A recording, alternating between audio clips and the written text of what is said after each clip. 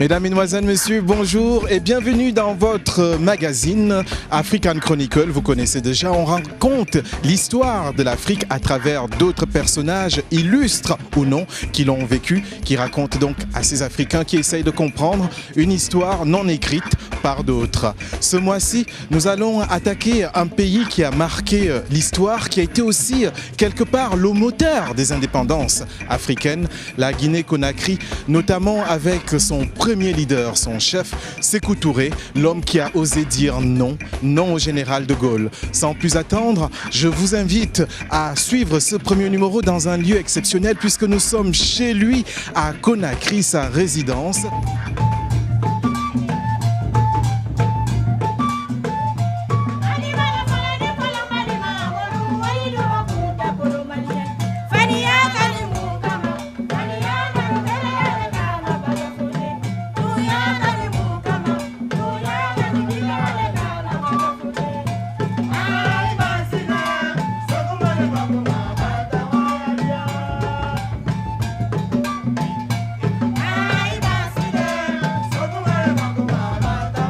Vous savez, c'est une longue et intéressante histoire, l'histoire de la colonisation de l'Afrique, puis celle de la Guinée. Vous savez certainement dans vos archives, dans vos études, le congrès de Berlin qui a eu lieu du 24 décembre 1884 au 26 février 1885, le partage de l'Afrique, ce qu'on a appelé le partage de l'Afrique au congrès de Berlin. La France, l'Angleterre, le Portugal, l'Espagne, enfin, les grandes puissances de l'époque se sont partagées l'Afrique. Bon, tout est parti de là, donc disons, tout est parti de là. Il y avait avant le contact avec l'Europe qui a abouti à l'esclavage, le transport de millions d'Africains dans les îles Caraïbes, dans les Amériques. Mais la colonisation, donc quand ils se sont partagés l'Afrique, c'était soi-disant pour nous civiliser, pour permettre à cette population qui n'avait ni âme, ni religion, ni histoire, ni culture, était pour leur permettre d'entrer dans la civilisation moderne. On a divisé il y avait des familles, par exemple, en Guinée, je vous donne un exemple. Le Samou, d'un côté, la Guinée, de l'autre, la Sierra Leone. Les mêmes populations, disons les mêmes familles, quand vous traversez la rue, vous êtes anglais, de ce côté, vous êtes français. Donc, l'influence, il y avait pas, depuis les grands empires africains, il n'y avait pas cette division ethnique, régionaliste, mais les colonialistes n'en ont pas tenu compte. Et ça a abouti à l'esclavage. C'est une longue histoire, je ne veux pas rentrer, vous en savez certainement les détails. Et ensuite, il y a eu la guerre, la Première Guerre mondiale, la Deuxième Guerre mondiale. Les Africains ont largement participé à cette guerre-là à travers les militaires qu'on appelait les tirailleurs sénégalais, composés en Afrique de l'Ouest, guinéens, maliens, sénégalais, centrafricains. Toutes les 8 colonies de l'Afrique avaient fourni des soldats à la France métropolitaine pour la libérer, qu'on appelait les tirailleurs sénégalais. Il y a eu la fameuse conférence de Brazzaville, au cours de laquelle De Gaulle, qui s'était replié sur les colonies pour résister, a promis aux Africains qu'après l'indépendance, les Africains allaient jouir de l'indépendance. De manière pas directe, mais ça laissait sous-entendre. Le gouverneur Eboué de Brazzaville, enfin de Congo, a créé une colonne qu'on appelle la colonne Leclerc et qui est partie de Brazzaville jusqu'à Strasbourg, qui a participé à la libération de la France et de Paris particulièrement. Il y a eu le Vietnam qui a déclenché une guerre qui s'est libérée, et l'Algérie qui a déclenché la guerre de libération en 1954 avec le FLN.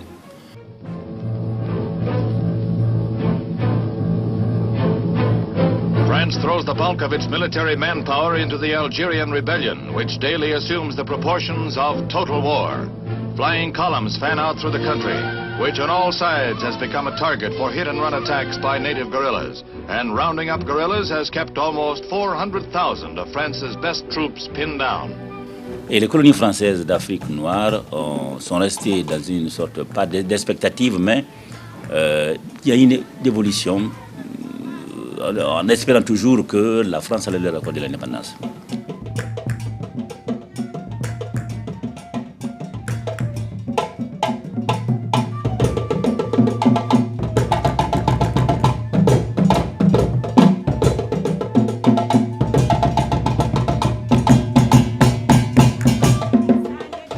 De Gaulle a senti la nécessité de donner la liberté, ou pas la liberté, mais une sorte de collaboration aux colonies africaines dans un ensemble qu'on appelait l'Empire français, mais rénover la communauté franco-africaine.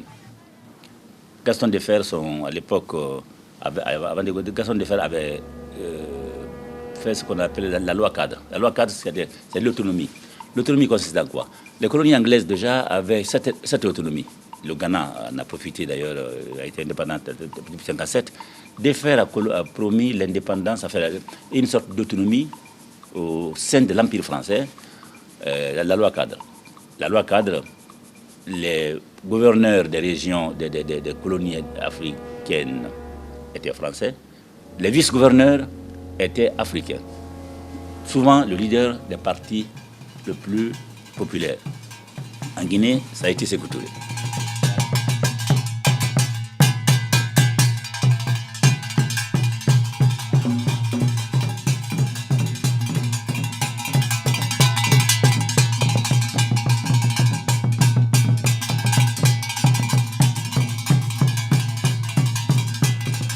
Il y avait des potentialités et des possibilités énormes pour que ce pays, ce jeune État, soit un État exemplaire. Le tempérament du premier président de la République, la passivité de l'ensemble des intellectuels et de la classe politique à l'époque ont fait que il a instauré progressivement une dictature qui n'a pas de nom. Tous ceux qui combattent pour l'indépendance et pour la dignité, pour la souveraineté de l'Afrique, sont traités de dictateurs. Ceux qui ne le sont pas, c'est ceux qui ont été, dès le départ, martyrisés. Eux, on a bon teint de les présenter comme des icônes romantiques, quelque part. Quand nous pensons au Patrice Lumumba, qui a été assassiné et dissous dans l'acide, ça, ce n'est pas de la dictature. Quand nous pensons à l'Osadjefo Kwame Nkrumah, qui voyait l'Afrique avant tout, qui a été déposé par une junte militaire, qui, heureusement, est venu en Guinée et a été le co-président de la République de Guinée pendant toutes ces années ici en Guinée, et qui a donc participé à la révolution africaine de Guinée, directement. Quand on fait référence à un Modibo Keïta du Mali, qui avait perçu et qui voulait affirmer l'autonomie, l'indépendance et la dignité, la souveraineté de l'Afrique, qui a été déposé aussi par une junte militaire et qui a été assassiné en prison. Tout ça, c'est bon, c'est pas de la dictature. Le président Sékou Touré, le Parti démocratique de Guinée, a survécu à tout ça.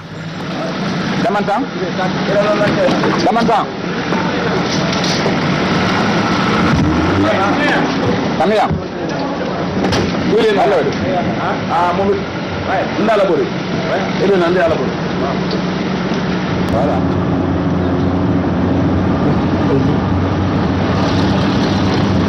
Qu'est-ce que vous faites avec votre mouchoir blanc là?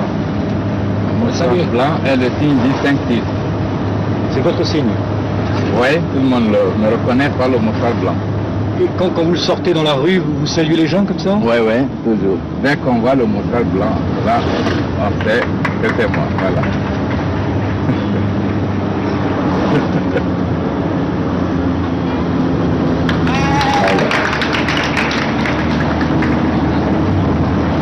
Si on ne voit pas le mouchoir blanc, ce n'est pas moi. Parfois je passe à l'incognito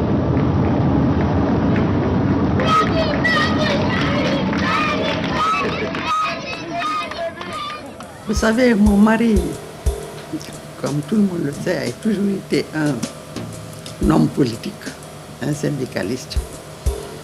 Et lorsque j'étais au collège des jeunes filles à Conakry, j'avais comme correspondant mon oncle, Elhadji Sémkou Ngaba, qui était aussi un homme du PDG RDA. Et c'est là que j'ai eu la première rencontre avec celui qui devait devenir mon époux, c'est mon oncle.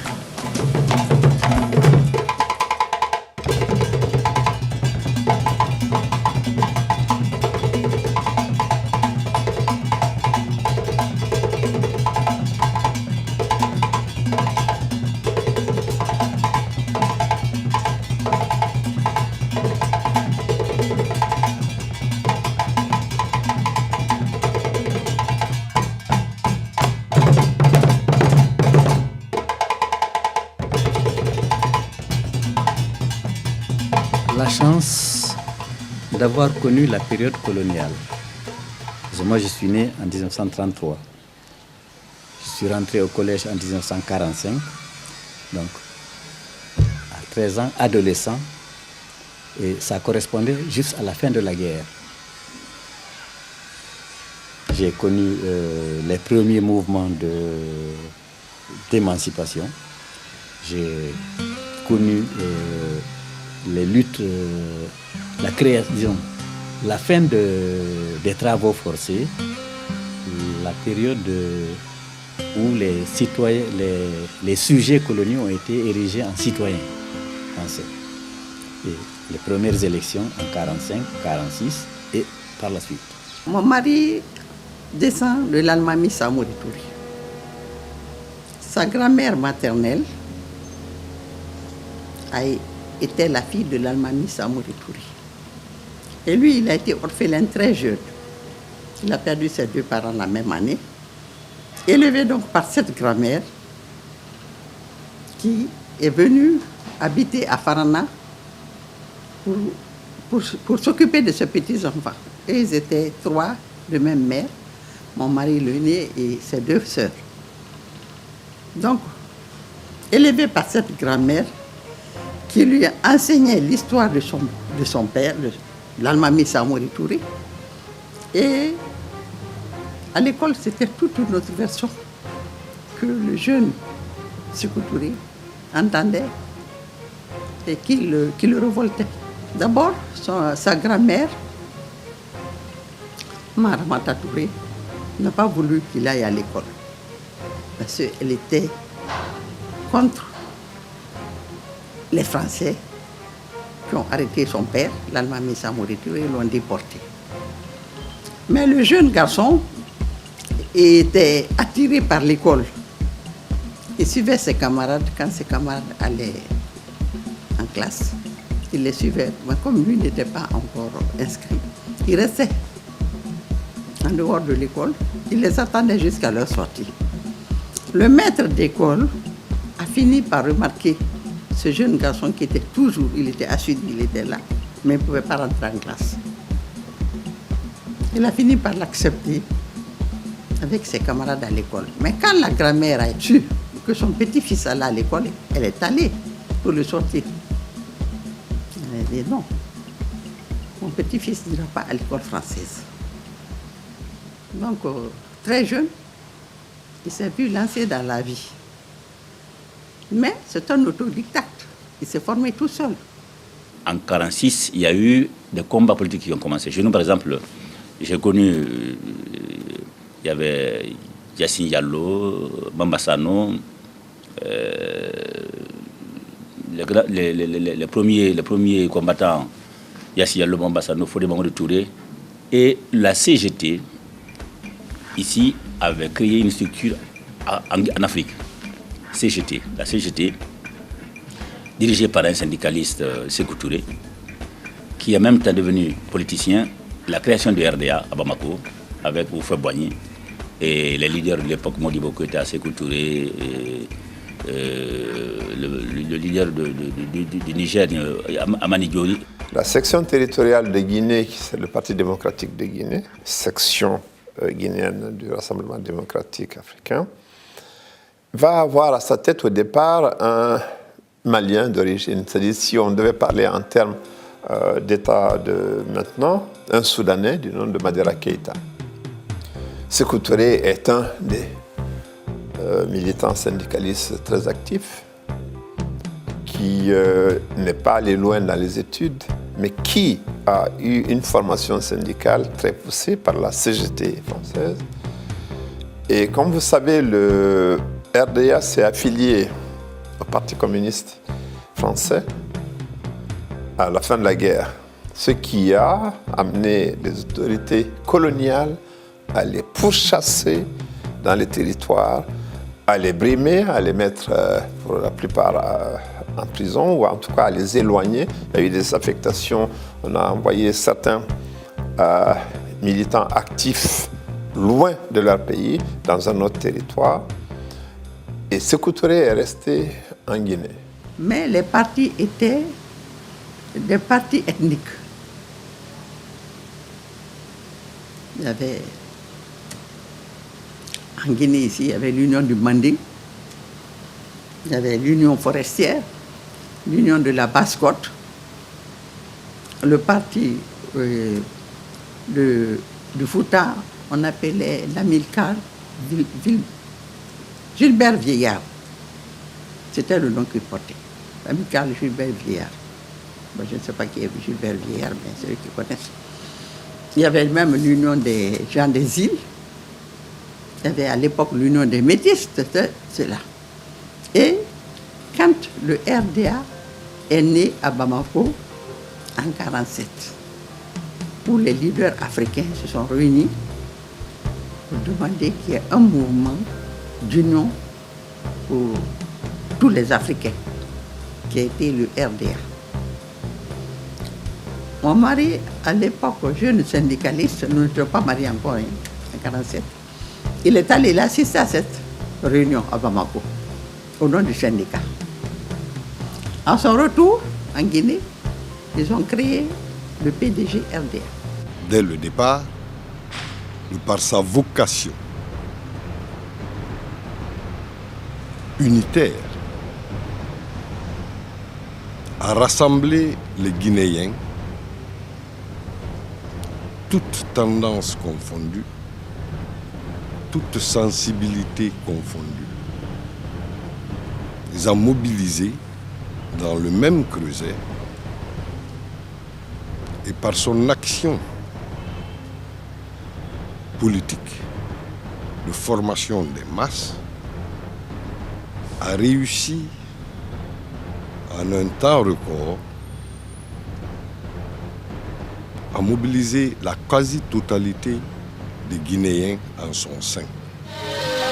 La révolution, c'est d'abord essentiellement la prise de conscience des nouvelles responsabilités qui incombent au peuple, moteur de l'histoire, dans l'édification de son bonheur.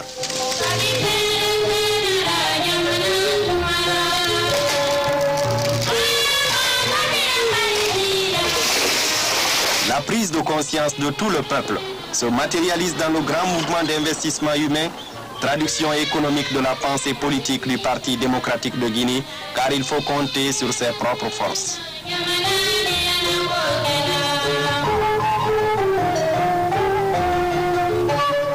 Et l'astuce, pour toujours dans la singularité guinéenne, c'est que le PDG RDA de Guinée va profiter de cette période pour mettre fin à un relais important de la colonisation, qui étaient les chefs traditionnels. En supprimant les chefferies traditionnelles, il va couper l'herbe sous les pieds de l'administration coloniale qui n'avait plus de relais au niveau des groupements. C'est-à-dire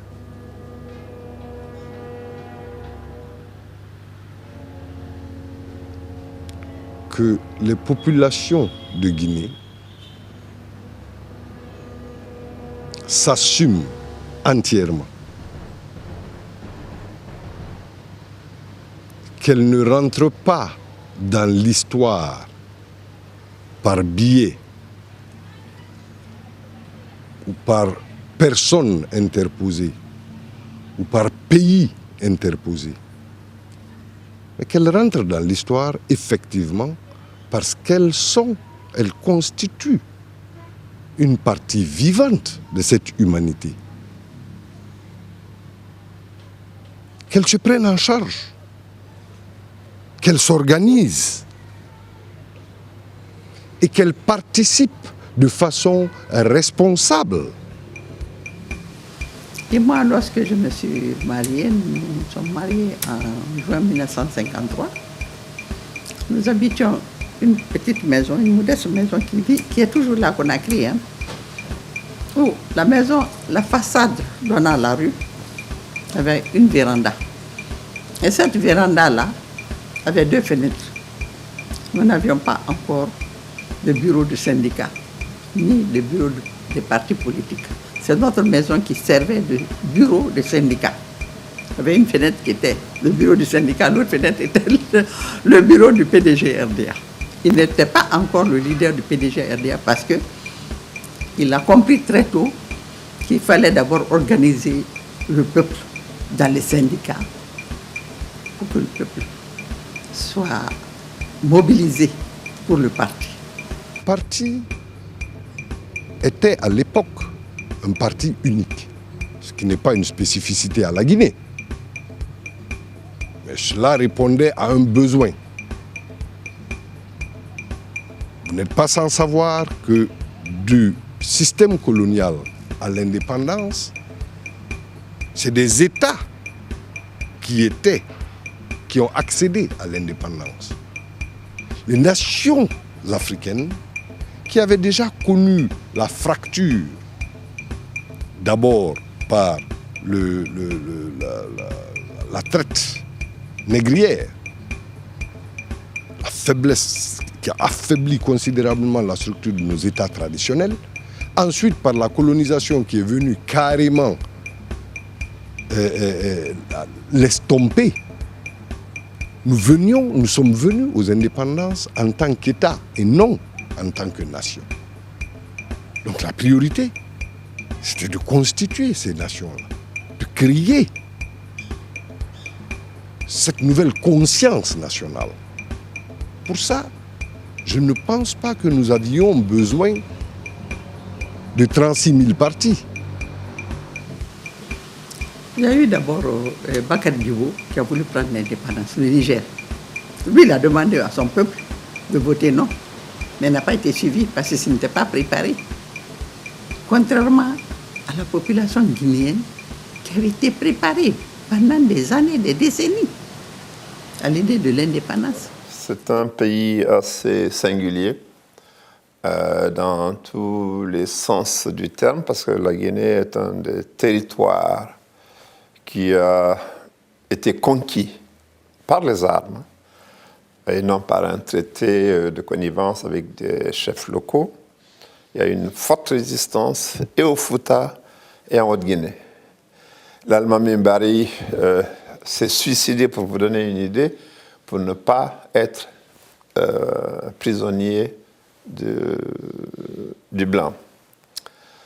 L'Almami Samori, pour ce qui concerne la Haute-Guinée, a été arrêté suite à une trahison et qui s'est également battu contre la France. La Guinée n'a été colonisée, n'est rentrée dans le giron qu'en 1901. En fait, la fin de la Samori a été arrêté le 29 septembre 1898.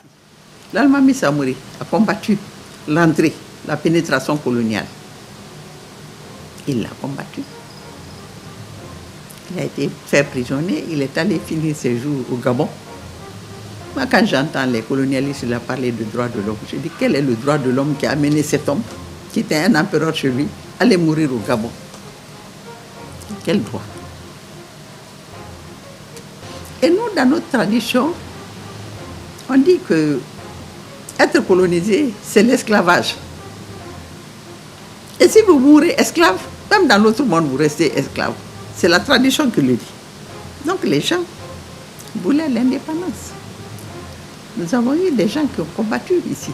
C'est pour vous donner une idée de cette résistance de ces populations qui étaient structurées, qui avaient une organisation avancée avec l'ensemble, vous savez, la structure sociale de base qui est la famille, élargie à un groupe ethnique qu'on appelait péjorativement des tribus. Ça n'en était pas, c'était des groupements ethniques qui obéissaient à des règles particulières et qui avaient la chance d'avoir été islamisés, ce qui va avoir aussi une autre importance, c'est-à-dire que la collusion entre nos traditions et les principes islamiques vont donner naissance à deux grands groupes que sont les Malinké et les Peuls d'aujourd'hui. Ce sont ces deux grands groupes qui ont imposé l'islam en Guinée.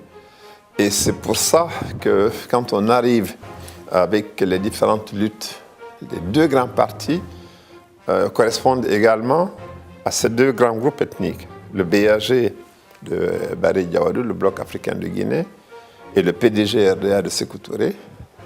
Barry Diawadou étant Peul, Sékou Touré étant Malinké. Mais le croisement de ces deux grands partis ne se faisait pas sur une base ethnique. Les 8 territoires de l'Afrique ont fait un congrès au Bénin en juillet pour dire que l'Afrique rejette la communauté franco-africaine. Il faut dire que l'indépendance a été acquise grâce à la lutte principalement des étudiants africains qui étaient à la pointe de combat à l'époque. Parce qu'il faut le dire, tous les partis politiques les plus progressistes à l'époque n'osaient pas parler d'indépendance. C'est à partir de 1953-1954 que les étudiants africains en France et à Dakar ont parlé d'indépendance. Et c'est par la suite, dans un premier temps, on les a pris pour des fous alliés. Et finalement, l'idée a fait son chemin. Et en 1958, des formations politiques se sont retrouvées à Cotonou et ont fondé ce qu'on appelait le PRA, le Parti du regroupement africain. Et ils ont adopté le mot d'ordre de l'indépendance qui était déjà lancé en 1956 au congrès de la FEANF à Paris. C'est cet état de fait politique qui lui aura permis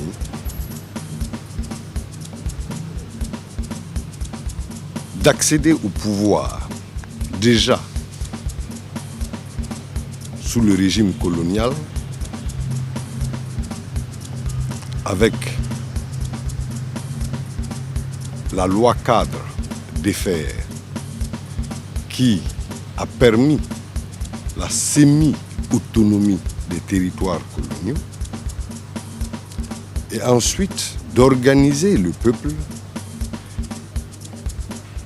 et de lui faire voter massivement le 28 septembre 1958 non au référendum et au choix qui était donné aux peuples africains d'alors. Dans la rédaction de la Constitution française, les leaders étaient invités à Paris et il était convenu que c'était un mariage.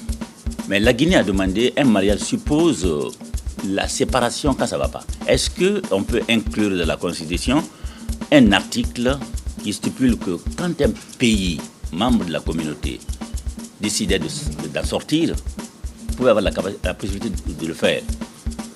Au départ, on a hésité, mais De Gaulle a dit finalement non. Ou c'est un oui ou un non.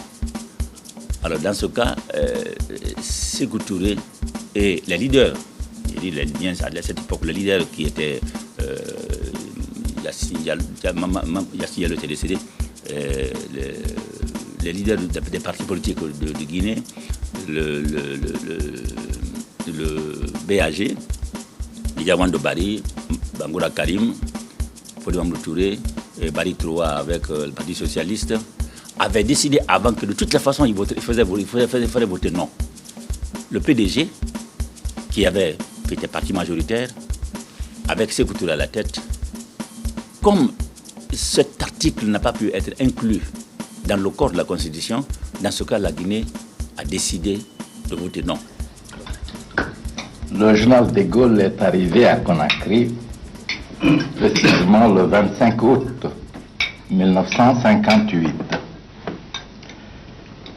Mais je dois rappeler qu'avant son arrivée à Conakry, j'avais eu un contact direct avec le général de Gaulle.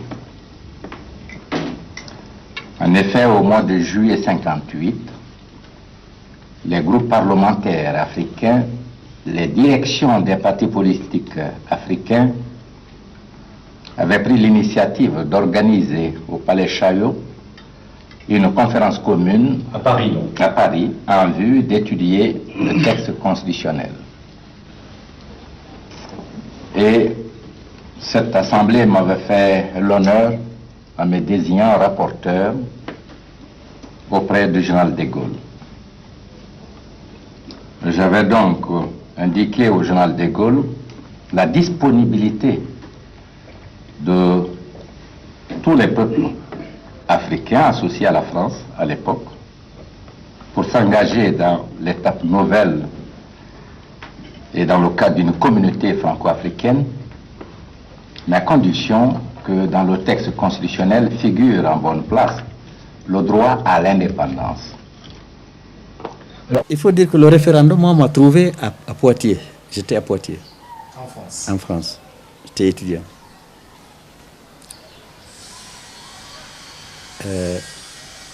Il faut dire aussi que déjà en 58, jusqu'en juillet 58, août 58, en Guinée, les étudiants n'étaient pas autorisés à parler d'indépendance, ni à faire des meetings pour l'indépendance.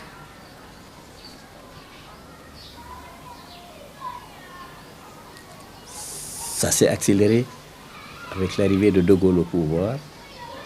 Il a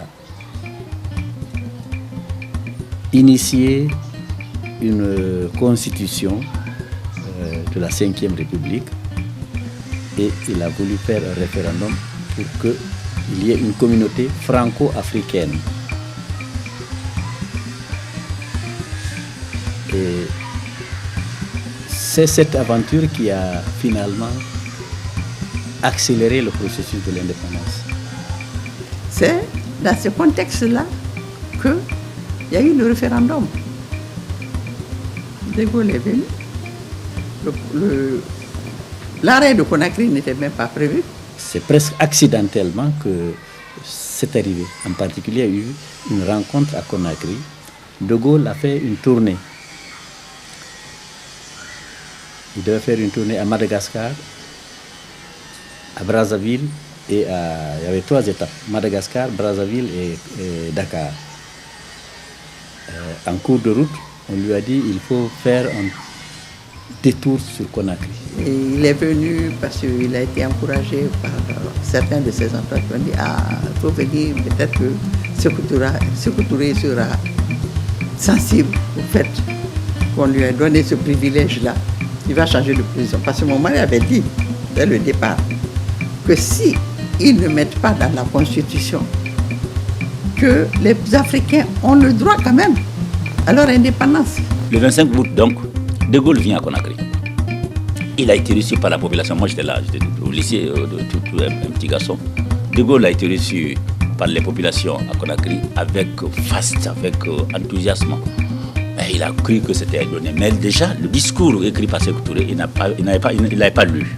De Gaulle n'avait pas lu. Donc, pour lui, le discours de Sékou Touré était populiste, mais la Guinée finalement allait voter oui à l'indépendance, enfin au référendum. Dans la salle du 25 août, on appelle maintenant la salle du 25 août, qui était l'Assemblée territoriale, De Gaulle a été reçu par les populations, par Sékou Touré et Saïfoula Diallo, qui était président de l'Assemblée territoriale.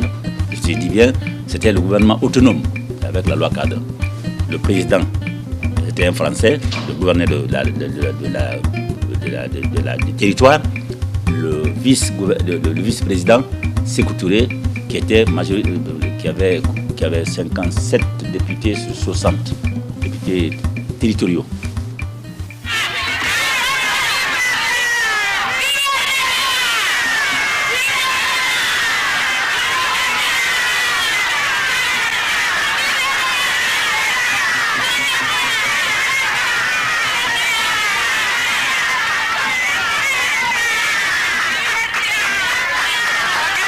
Heure historique et solennelle. Nous avons qu'un seul, un premier et indispensable besoin, celui de notre dignité. Or, il n'y a pas de dignité sans liberté. Nous préférons la pauvreté dans la liberté à la richesse dans l'esclavage.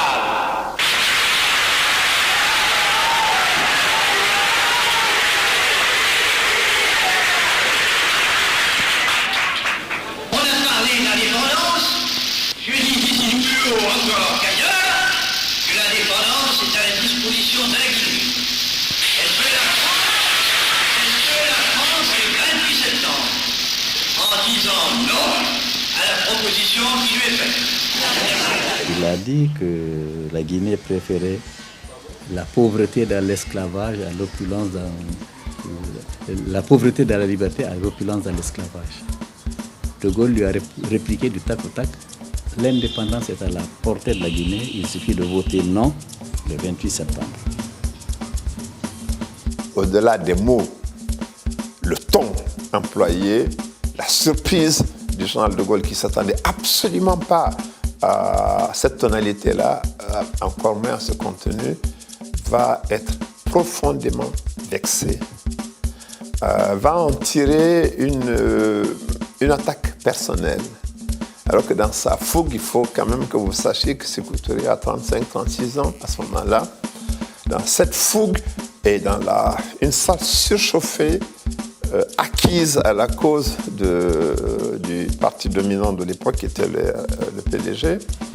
Parce que l'arrogance de Gaulle, quand on l'écoute avec le recul du temps, elle dit vous êtes libre, mais vous prenez avec les conséquences. Le président Sékou Touré a dit l'histoire ne retiendra pas un jour dire que la France généreuse a donné l'indépendance à ses colonies africaines et que tous ont choisi de rester colonies. Dis-moi, je prends l'indépendance au nom de la Guinée, au nom de l'Afrique. Les autres leaders avaient trahi. La Sawaba au Niger était avec Sékou Touré les seuls qui avaient maintenu le mot d'ordre. Mais entre-temps, il y a eu renversement de situation au Niger. Bakary Djibo, qui était leader de la Sawaba, qui était vice-gouverneur, a été démis de ses fonctions et remplacé par Amani Diori, qui a décidé de voter oui. Finalement, la Guinée était seule à voter non. Mais tous les leaders à l'époque, partis d'opposition, les partis minoritaires et le PDG, étaient d'accord pour donner l'indépendance au pays et gérer le pouvoir ensemble.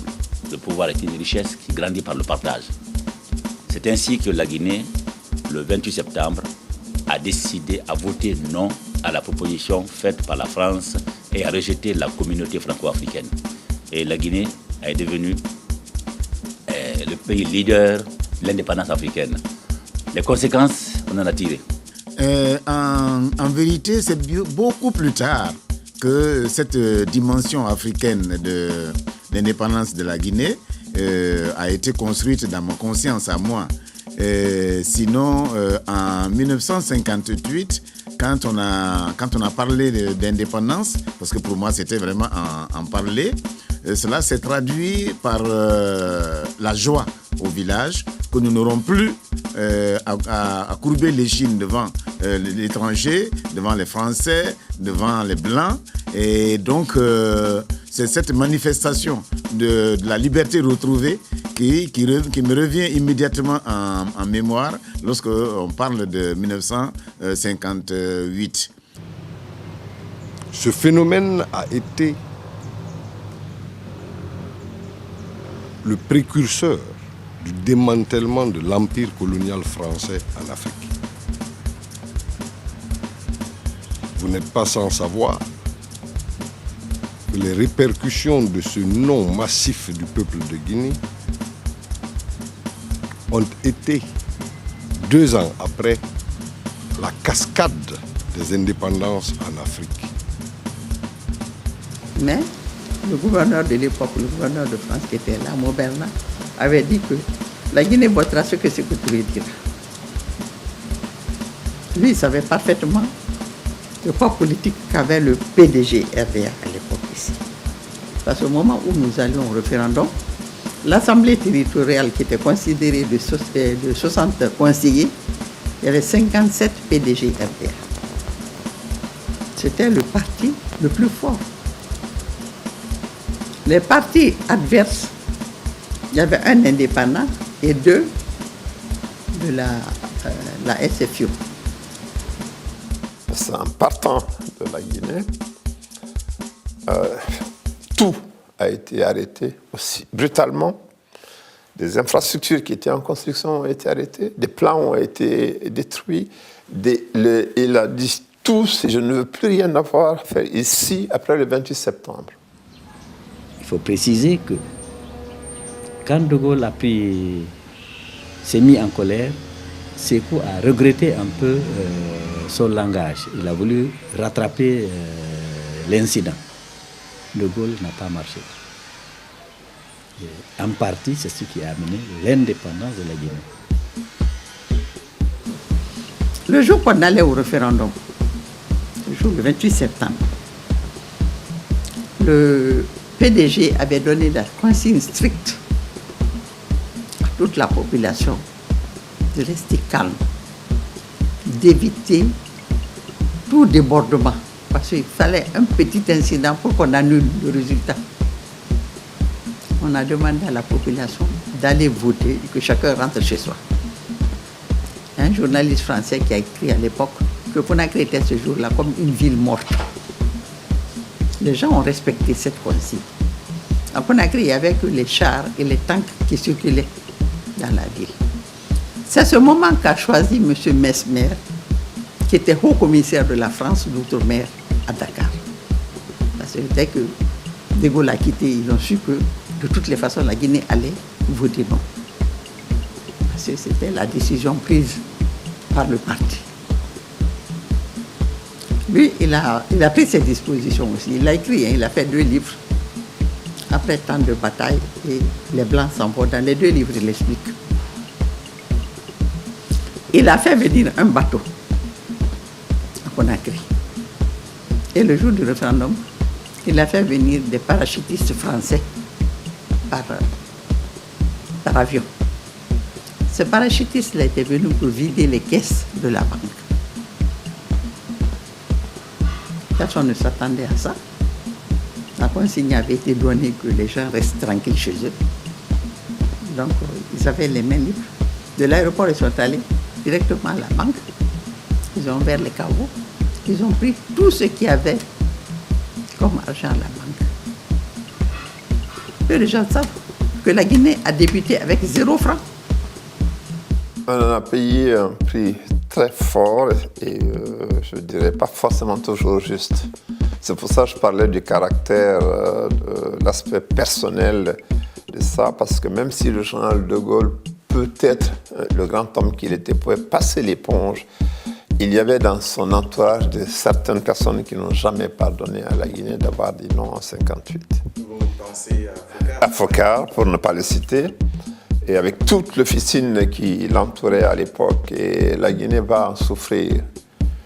On va nous créer, comme je vous l'ai dit, tous les programmes ont été arrêtés. Tout ce qui était en cours a été arrêté. Des instructions ou des avis ont été donnés pour que l'Occident nous ferme tous les robinets, partout où cela pouvait exister. Il y a eu, assez curieusement, une parenthèse dans ça, c'est la période de Kennedy. Le président Kennedy a eu d'excellentes relations avec le président Sékou Touré. Ça a permis de passer une période assez difficile parce qu'on est passé d'un état où tout allait normalement à un abandon total. Ça nous a obligés à créer notre monnaie nationale le 1er mars 1960. Pour vous donner une idée, il est prouvé maintenant que la France a noyé la Guinée de faux billets pour déséquilibrer notre économie.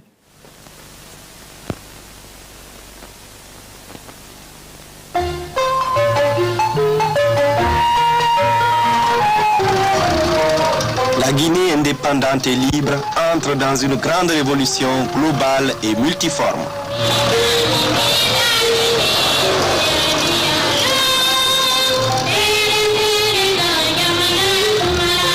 La révolution est fille des nécessités de la vie, prise de conscience d'un passé, d'un présent et volonté de créer un avenir radieux. Le pays se trouvait dans un dysfonctionnement administratif terrible. Moi, j'étais à l'école, nos maîtres blancs, français, avaient foutu le camp. De Gaulle avait dit, vous rentrez. Et c'est là qu'il faut applaudir l'apport des cadres, des intellectuels africains, mon professeur David Diop, qui est venu avec d'autres cadres antillais et africains, Momini du Niger, Béhanzin du Bénin, Dahomey à l'époque, une vingtaine de cadres, plus que 50 cadres africains et français ont décidé de venir au secours de la Guinée.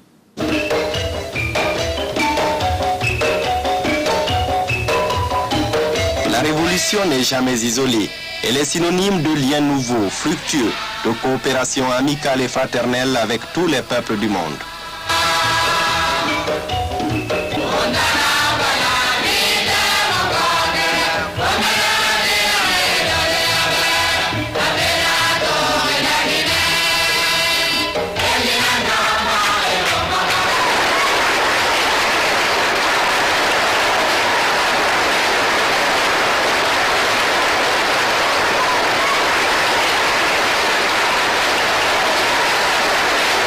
En vérité, je l'ai vécu sous la forme de professeurs de français qui étaient yougoslaves et à laquelle nous apprenions le français pour qu'elles puissent nous instruire en français. Alors, c'est cette image qui me revient. Le départ précipité de nos professeurs. Et j'étais au lycée classique de Donka, Conakry. C'était une école extrêmement prestigieuse. Elle est d'ailleurs en grande partie restée. Bon, c'était une école prestigieuse, sauf que il y avait vraiment un corps professoral très hétéroclite. Il y avait nombreux étaient les professeurs qui n'ont jamais été qui ne parlent pas la langue et qui devraient nous aider à passer cette situation relativement inédite, un peu spéciale. C'est un peu comme cela que j'ai ressenti le départ. Le départ, c'est aussi ressenti à mon niveau, par l'euphorie qui régnait à Conakry. Encore une fois, l'indépendance m'a trouvé au village. Puis, je suis venu à Conakry pour commencer le collège. On l'appelait à cette période collège lycée classique par rapport au collège qui était une série qui était beaucoup plus réservée pour les personnes d'un certain âge, les élèves d'un certain âge. Donc, à Conakry, le second fait qui m'a vraiment frappé, c'est la joie générale.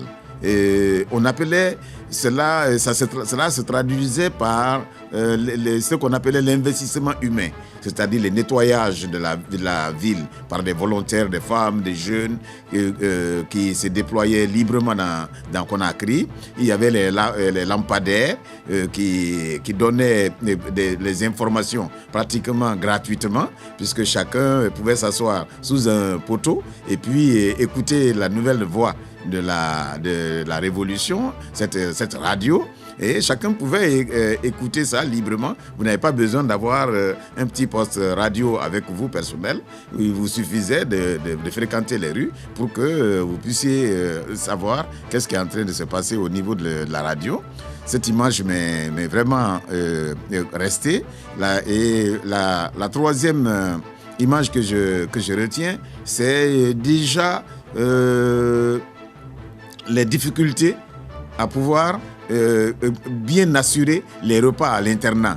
Nos aînés qui, eux, ont vécu la période coloniale, nous disait, mais écoutez, le réfectoire ne se présentait pas comme cela. Le petit déjeuner, c'était avec sardines, c'était avec ceci, c'était avec cela. Mais voilà que l'indépendance est venue et nous en réjouissons. Mais on constate que les choses ne sont plus ce qu'elles étaient par rapport à la prise en charge des élèves internes que nous étions. Le 2 octobre 1959, je rentre parce que les coopérants français qui étaient là avaient été tous rappelés. Et la Guinée se trouvait dans une pénurie de cadres extraordinaire et c'était le début de l'indépendance. On est venu nous mettre à la disposition de l'État guinéen pour pallier les inconvénients de cette rupture unilatérale et brutale. C'est comme ça que je suis rentré le 2 octobre 1959. À l'époque, il y avait un enthousiasme extraordinaire. Il y avait tous les progressistes africains et de par le monde qui s'étaient mobilisés et qui s'étaient portés volontaires pour venir au secours de la Guinée. Et en Guinée même, il y avait une ferveur extraordinaire autour de l'indépendance et les gens étaient prêts à beaucoup de sacrifices. Donc, le président Sékou Touré, les responsables guinéens ont demandé à la population de voter, de payer encore l'impôt, malgré les gens étaient très pauvres à l'époque. Les Africains étaient très pauvres. Mais les gens ont accepté. Et le président Nkrumah a donné un prêt sans intérêt, c'était même un don à la Guinée. C'est avec ça que la Guinée a débuté. Le colon est parti. Nous sommes indépendants. Moi-même, je me suis découvert. J'avais une correspondante. À l'époque, il y avait les correspondantes, les lycéens africains et français.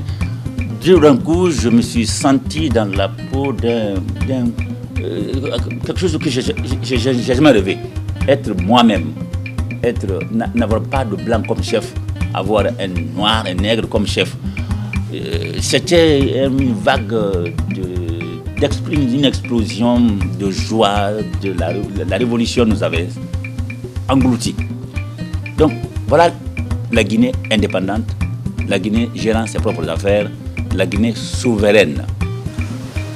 C'est très simple, vous savez, tous les peuples sont les mêmes, hein. Les gens veulent leur indépendance. Évidemment, il y avait à la tête de ce pays. On ne les a pas placés, ils étaient là déjà. Ceux qui avaient leur intérêt, qui voulaient rester. Mais les peuples exigeaient l'indépendance. Moi, je pense que c'est ce qui a fait. Les gens étaient... De Gaulle même, il ne s'en doutait pas. Hein. Il était sûr que les gens auraient demandé leur indépendance. Ils les ont octroyés pour réduire les dégâts, si vous voulez. Ils les ont donnés en faisant... Ils ont fait des multitudes de fêtes de l'indépendance. Et c'est les Français qui venaient superviser ces indépendances. À partir du moment où la Guinée a proclamé son indépendance le 2 octobre 1958, les peuples africains, surtout les jeunes, les étudiants, les populations, les syndicalistes, ont vu en la Guinée le seul pays d'ancrage de leur espoir. Les étudiants, les populations, les syndicalistes ont poussé leurs leaders à prendre l'indépendance. L'indépendance, c'est la porte ouverte sur le monde, au palais de verre de Manhattan. Le gouvernement que j'ai l'honneur de présider, fidèle à l'idéal de justice et de solidarité, fidèle surtout à l'action et à la volonté unanime du peuple de Guinée en faveur de l'accélération de la lutte des peuples opprimés, entend une fois de plus proclamer que la liberté de l'Afrique est indivisible et qu'en conséquence, l'indépendance guinéenne est inséparable de celle des autres peuples d'Afrique. C'est pourquoi, de cette tribune, je lance un appel aux hommes conscients. Je lance un appel aux nations qui a une grande part des responsabilités dans les affaires du monde. Je pense qu'on doit être fier de ce que les pères de l'indépendance ont réussi parce qu'ils partaient de presque rien. Et comme vous savez, la colonisation n'avait pas pour objectif premier de construire l'homme africain, conscient des intérêts de son continent. Dès l'instant où vous étiez nationaliste, vous devenez un danger. Beaucoup de nos illustres pères ont payé le prix fort. Lumumba l'a payé, les Omniobé l'ont payé, les Félix Moumié, les Modibo Keïta sont morts en prison, Kwame Nkrumah est mort à la limite exilé en Guinée, pour dire que l'idéal qui les animait, c'est de bâtir un continent riche, développé, où il fait bon vivre. Mais également, nous avons conscience du fait que cette étape de l'indépendance est totalement terminée. Nous appartenons totalement aujourd'hui, ce qui fait que aujourd'hui, nous n'avons même plus, comme nos aînés pouvaient prétendre que oui, ce sont les colonialistes, ce sont les impérialistes, ce sont les étrangers, ce sont les Français, ce sont les Anglais qui sont responsables de ce que nous sommes en train de souffrir aujourd'hui. Notre retard s'explique aisément. Ils n'ont pas voulu faire les routes, ils n'ont pas voulu ouvrir l'école à tous. Tout ceci était un langage qui pouvait accrocher l'observateur hier. Mais aujourd'hui, après avoir remercié les pionniers, les devanciers, nous faisons aujourd'hui face à nous-mêmes. Nous avons nous-mêmes à prendre part à la construction de ce monde, mais à partir de nos valeurs. Et c'est là que se trouvent les grandes équations. Mais moi, je dis que j'estime que l'expérience guinéenne a réussi. Pour la bonne raison que 2 ans après, tous les États africains voulaient leur indépendance. Si on avait échoué, ils n'auraient pas pris. Alors moi, j'estime que ça, c'est déjà un grand succès. Voilà, c'est ainsi que va s'achever la première partie de ce documentaire. Une première partie où nous avons voulu montrer Sékou Touré dans son côté héros. C'est lui-là même qui a su lire bien avant les autres la nature des événements qui se déroulaient en Afrique et qui a osé dire non. Non au général de Gaulle, non surtout à une France qui était à l'apogée de sa politique coloniale en Afrique. Un nom qui a entraîné la cascade des indépendances comme un effet de boule de neige. Dans la deuxième partie, nous parlerons de Sékou Touré, président. C'est lui qui est donc devenu, pour certains, le héros toujours, mais pour d'autres, le bourreau de son peuple. Je vous propose tout de suite un petit extrait. Je suis le docteur Marega Fodé, chirurgien, président de l'association des victimes du Camboiro et fils de feu docteur Marega Bokar, chirurgien qui a été exécuté, je dirais en 71, parce qu'il a été arrêté en 69, et on pense qu'il a été exécuté en 71 et qu'il est actuellement dans une fosse commune à Kindia. Qu'il y ait eu des tragédies, nous l'acceptons et nous l'assumons.